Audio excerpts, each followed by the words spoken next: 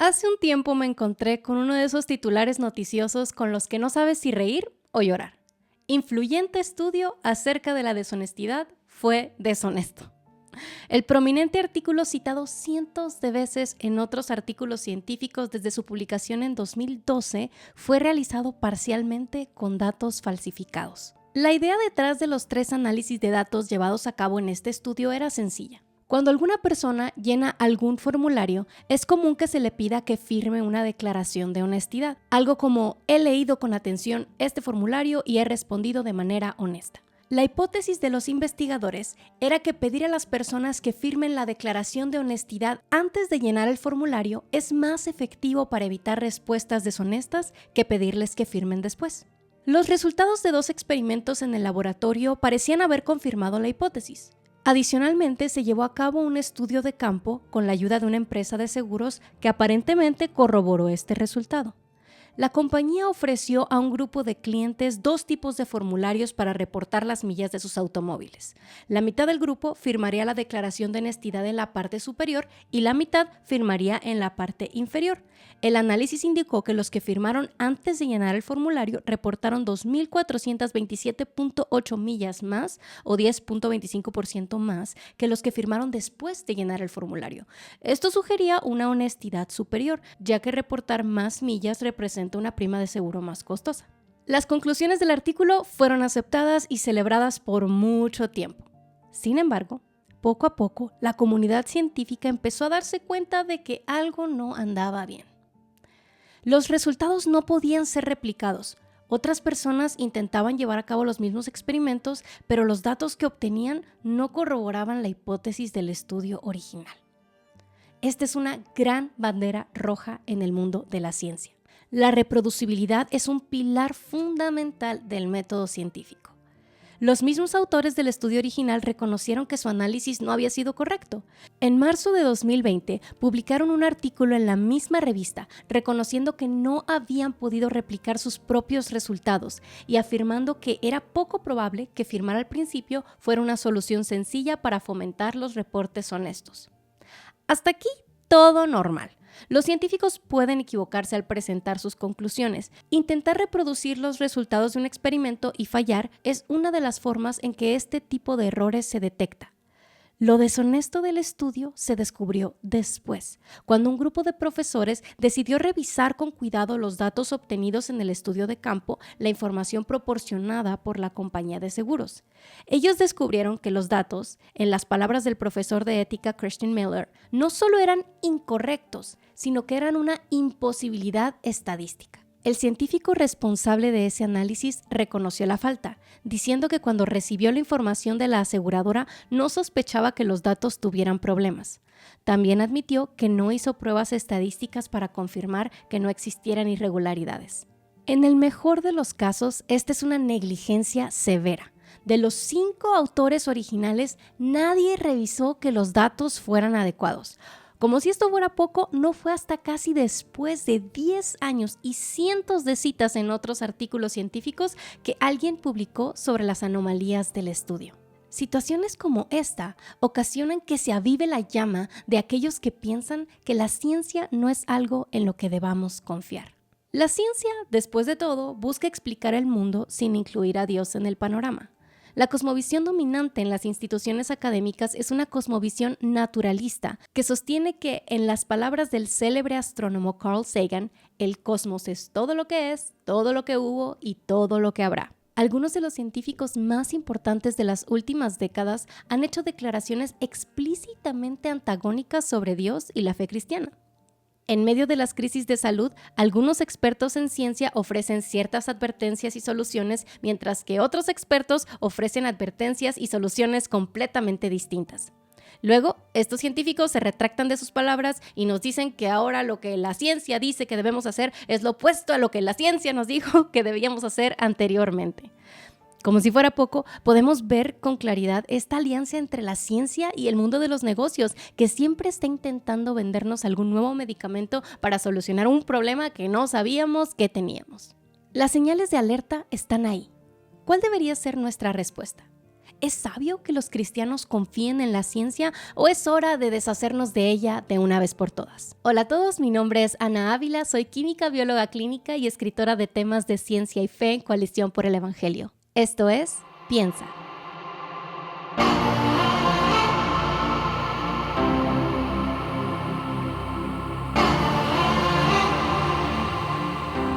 Como ya es costumbre en nuestro podcast, empezaremos asegurándonos de estar en la misma página. Si queremos pensar juntos de manera precisa, tenemos que definir los términos de manera precisa. Para responder a la pregunta de este episodio, vale la pena hacer otro par de preguntas primero. ¿Qué queremos decir cuando hablamos de la ciencia? ¿Y qué queremos decir con la palabra confiar? Cuando hablo de ciencia, estoy hablando del método científico como tal. No me refiero a una ideología filosófica o política, ni a cualquier cosa que sale de la boca de una persona con bata blanca. La ciencia no es una lista de afirmaciones sobre cómo debemos vivir en el mundo. Más bien, la verdadera ciencia es un proceso en el que observamos la naturaleza, desarrollamos hipótesis, llevamos a cabo pruebas experimentales y analizamos los resultados de manera colaborativa para construir poco a poco una visión coherente de cómo funciona el universo. Este proceso está en continua revisión y desarrollo. Construye sobre el trabajo previamente realizado y en ocasiones demanda que paradigmas enteros sean arrojados por la borda y se propongan nuevos modelos. Ahora bien, si por confiar en la ciencia, en el método científico, nos referimos a depositar nuestra confianza absoluta sin reservas en este proceso de estudio del mundo natural, entonces la respuesta a la pregunta de este podcast es un rotundo no. Los cristianos no debemos confiar en la ciencia de esta manera. Los cristianos no debemos confiar en ninguna persona, cosa, sistema o institución de esta manera. La confianza definitiva del cristiano debe estar depositada únicamente en el Señor. Sospecho, sin embargo, que esta no es la manera principal en que utilizamos la palabra confiar en el día a día. Yo podría decir, por ejemplo, que confío en mi amiga Carol y por eso le conté acerca de una lucha espiritual que he estado atravesando. Pero sería extraño que alguien responda a esa muestra de confianza con Jeremías 17:5, maldito el hombre que confía en el hombre. ¿Por qué? Porque cuando digo que confié en mi amiga, no me refiero a que deposité mi esperanza de salvación en Carol o que estoy esperando que ella me sostenga en la dificultad. Confío en ella porque se ha mostrado amiga y porque Dios nos llama a llevar unos las cargas de los otros, como dice en Gálatas 6:2. El Salmo 27 declara: algunos confían en carros y otros en caballos, pero nosotros en el nombre del Señor nuestro Dios confiaremos. Amén. Nuestra esperanza de victoria está solo en el Señor, pero eso no significa que dejaremos los carros y los caballos atrás en la batalla, ¿o sí? Así que podemos confiar en la ciencia sin confiar en la ciencia. Podemos reconocer su valor sin depositar nuestra esperanza definitiva en ella. Por más negativos que sean tus sentimientos hacia el emprendimiento científico, debes ser honesto. Si estás escuchando este podcast, no has desechado la ciencia por completo. De cierta manera, confías en ella. Después de todo, por la providencia de Dios, la ciencia y la tecnología son las que hacen posible que estemos conectados hoy a través del espacio y el tiempo. El estudio y la creatividad de miles de físicos e ingenieros ha resultado en avances que hace unas décadas solo existían en películas de ciencia ficción. Las telecomunicaciones son solo una pequeña parte de los grandes avances que el desarrollo científico nos permite disfrutar hoy. Podemos dar gracias a Dios por las ciencias aplicadas desde cuando nos subimos a un automóvil hasta cuando cargamos a nuestros hijos en los brazos. Tanto los medios de transporte como la medicina basada en evidencias responsable de la dramática disminución de la mortalidad infantil en la era moderna son regalos de gracia por los cuales debemos alabar al Señor. Pero claro, todos los regalos de Dios, ya sean carros, caballos, ciencias o tecnologías, se pueden convertir en objeto de idolatría. Podemos elevarlos a tal grado de que la confianza se convierta en confianza.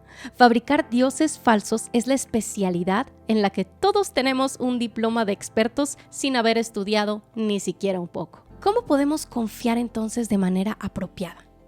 ¿Cómo podemos asegurarnos de que reconocemos el valor de algo como la ciencia sin dejar de colocar nuestra esperanza definitiva en el Señor? Pero no nos aceleremos. Antes de evaluar sobre cómo confiar de manera apropiada, primero debemos evaluar si es que vale la pena confiar. Antes hablamos de algunos de los beneficios que la ciencia moderna ha traído a nuestras vidas. Pero, ¿qué hay de las objeciones con las que iniciamos este episodio? ¿Qué pasa con el fraude, el naturalismo, el antagonismo a la fe, las contradicciones y retracciones y la avaricia? No podemos barrer estas cosas debajo de la alfombra y pretender que no existen. No importan los muchos beneficios que el quehacer científico traiga. Si la práctica deshonra al Señor, entonces no debemos participar en ella. El fin no justifica los medios. ¿Entonces qué? Como química bióloga clínica y creyente, puedo decir que me he tomado estas objeciones muy en serio. No tengo todas las respuestas, pero he descubierto lo siguiente. La mayoría de las objeciones que tenemos contra la ciencia no son objeciones contra la ciencia, sino contra los científicos u otros profesionales, como los políticos o los empresarios, que han usado mal la ciencia. En otras palabras, nuestro problema no es con el método científico, sino con el pecado de los científicos. Miremos el naturalismo, por ejemplo. Es común escuchar a algún experto en biología o cosmología decir: la ciencia ha demostrado que no necesitamos a Dios. Hemos establecido el proceso natural a través del cual A llega a ser B. Esto, sin embargo, es igual de ridículo que escuchar a un electricista decir: puedo explicar cada paso del proceso necesario para que esta bombilla encienda.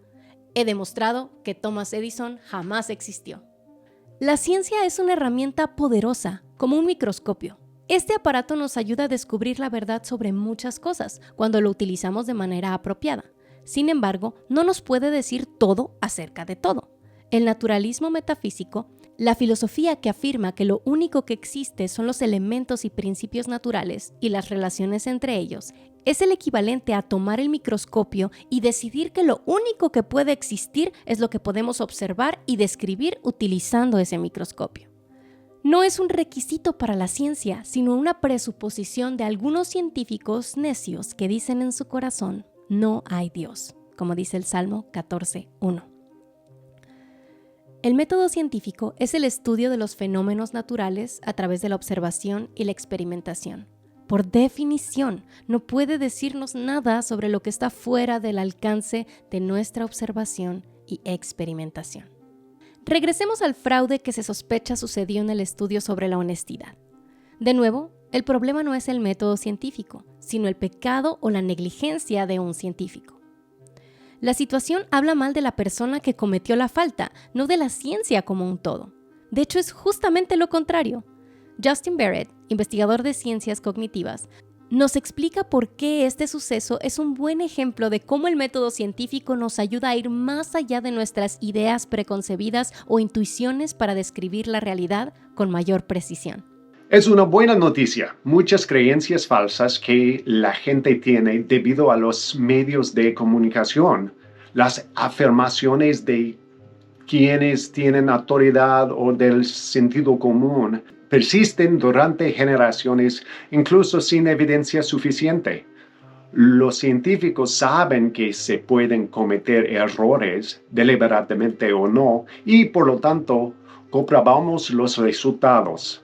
Tratamos de replicar los resultados. La reproducción y corroboración de resultados, uno de los pilares del método científico, se ha demostrado crucial para el buen desarrollo del conocimiento. Pero no nos gusta eso. Somos impacientes. Queremos respuestas definitivas y las queremos ya.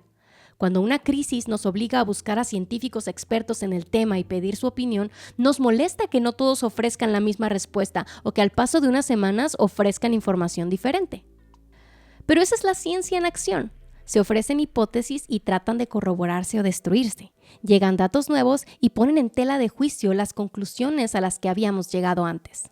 El Dr. Barrett me ha aconsejado más de una vez que no me emocione demasiado con ningún artículo o titular científico que tenga menos de 10 años de haber sido publicado. ¿Por qué? Porque no ha pasado la prueba del tiempo. No ha existido la oportunidad suficiente para que las conclusiones del estudio sean desafiadas por otros investigadores. Y aunque suena absurdo, eso es lo que un verdadero científico quiere.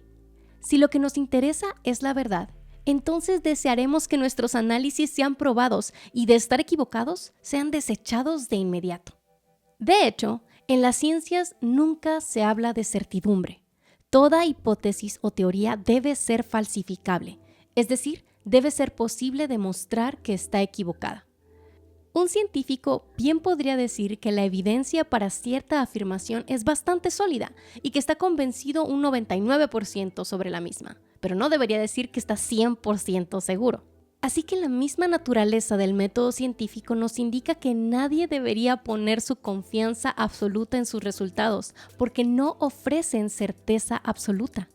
Simplemente no pueden ofrecer certeza absoluta. Pero si la certeza no es parte de la ciencia, ¿por qué es común escuchar sobre lo que dice la ciencia con tanta seguridad y certidumbre? He observado al menos 2 razones. La primera es idolatría. Si no hay Dios, la ciencia es lo mejor que tenemos. Si no hay Dios, no es raro que la ciencia, con todos los avances que nos ha permitido desarrollar, se convierta en nuestra salvación. Y si la ciencia es nuestra salvación, desearemos que todos se sometan a ella. Si queremos que todos se sometan a ella, debemos proclamar su poder, exagerándolo si es necesario, afirmando que ofrece certeza cuando no es así. Pero por supuesto, la ciencia no es la salvación de nadie. Es un gran regalo que nos permite cumplir el mandato de llenar la tierra, someterla y ejercer dominio sobre ella. Pero si depositamos en ella nuestra esperanza eterna, como cualquier otro ídolo, nos va a decepcionar. La segunda razón es la falta de matices en el discurso público. Es fácil decir, la ciencia dice esto, por lo tanto debemos hacer aquello. Pocos están dispuestos a reconocer algo como los primeros análisis indican que la hipótesis se sostiene, aunque faltan estudios adicionales para corroborarla. De ser corroborada, existen varias opciones de acción en nuestro contexto específico que deben ser analizadas por expertos en otras áreas de las ciencias naturales y sociales. Sin duda alguna, existen científicos que utilizan su bata blanca y sus grados académicos para impulsar su propio ego, su filosofía particular o su ideología política. Científicos que tuercen la verdad a su antojo. Pero también hay artistas, políticos y lo más triste de todo, personas que se dicen pastores o líderes espirituales que tuercen la verdad a su antojo. Eso no debe hacernos tirar la ciencia por la borda, así como no tiramos el arte, la política o la teología por la borda. ¿Qué hacemos con el fraude, el naturalismo, el antagonismo a la fe y la avaricia? Los condenamos y los desechamos, por supuesto. Pero condenamos y desechamos el pecado, no el quehacer científico. Seguimos el mandato del apóstol en 1 de Tesalonicenses 5, 21 al 23, examinándolo todo y reteniendo lo bueno, absteniéndonos de toda especie de mal, no porque sea fácil, sino porque así es como Dios nos llama a vivir. Muchos han hecho de la ciencia un becerro de oro. Desechemos la idolatría, reconociendo que ni los becerros ni el oro tienen la culpa. La creación de Dios y el estudio de la creación de Dios no es el problema. El problema es nuestro corazón. Cuando escuchamos las declaraciones de expertos en la ciencia, está bien ser cautelosos. Pero no es lo mismo ser cauteloso a tener un corazón antagónico, atacando sin entender o sin siquiera haber escuchado lo que los expertos tienen que decir. En otro episodio de Piensa, nuestra racionalidad caída, aprendimos sobre algunos sesgos cognitivos que entorpecen nuestro pensamiento, como el sesgo de confirmación o el efecto reflector. Otro fenómeno que también debemos tener en cuenta si queremos usar nuestra mente para la gloria de Dios es el efecto Dunning-Kruger o la ceguera de la incompetencia. En términos sencillos, este efecto es la tendencia que tenemos a sentirnos más confiados en nuestro conocimiento o habilidades cuanto más incompetentes somos. No sabemos lo que necesitamos saber para saber que no sabemos. Hoy es fácil leer un par de páginas de Wikipedia o ver algunos videos de YouTube y sentirnos expertos.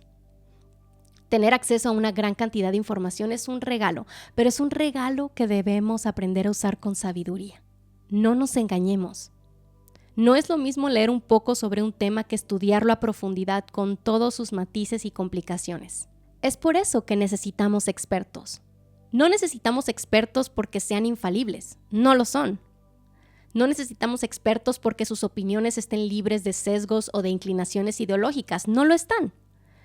Necesitamos expertos por el simple hecho de que somos criaturas limitadas. Porque ellos saben más que nosotros sobre el tema en cuestión. Necesitamos expertos porque no fuimos hechos para caminar solos y podemos ayudarnos de la experiencia y el conocimiento de otros para formar conclusiones y tomar decisiones. Por supuesto, no escuchamos a los expertos y los seguimos ciegamente. Los escuchamos con una mente llena de la palabra de Dios y una mente atenta para evaluar la información que tenemos delante. Los escuchamos con un corazón hambriento por la verdad, no con un corazón hambriento de que confirmen la validez de lo que pensamos. Los escuchamos con el pleno entendimiento de que tanto ellos como nosotros somos seres humanos limitados. Los escuchamos sabiendo que un experto en una cosa no es un experto en todas las cosas. Los escuchamos guardándonos de decir sí y amén meramente porque tienen una bata blanca o están parados detrás de un púlpito. Los escuchamos como los de Berea, evaluando la evidencia de la Biblia y la creación para ver si las cosas son como ellos dicen que son. En resumen, escuchamos a los expertos con sabiduría y prudencia. Es cierto que la ciencia no tiene todas las respuestas, pero sí tiene algunas respuestas. Hacemos bien en reconocer el valor del método científico, pues ha demostrado ser fidedigno a lo largo de los siglos para obtener información valiosa sobre el mundo en que vivimos. También hacemos bien en detenernos y presentar nuestras dudas u objeciones sobre temas científicos con corazones humildes y valientes. Todo ser humano necesita depositar en algún lugar su esperanza y confianza absoluta. Algunos depositan su confianza en la ciencia, otros en su pastor, otros en el dinero, otros en la fama o en la influencia. Pero el único que merece recibir nuestra confianza absoluta es el Señor. Que nuestra mirada permanezca en Él mientras procuramos la verdad utilizando con sabiduría las herramientas que Él nos ha permitido desarrollar para hacerlo. Si disfrutaste de este episodio de Piensa Podcast, te invitamos a darle me gusta, compartirlo con un amigo y suscribirte al canal de Coalición por el Evangelio.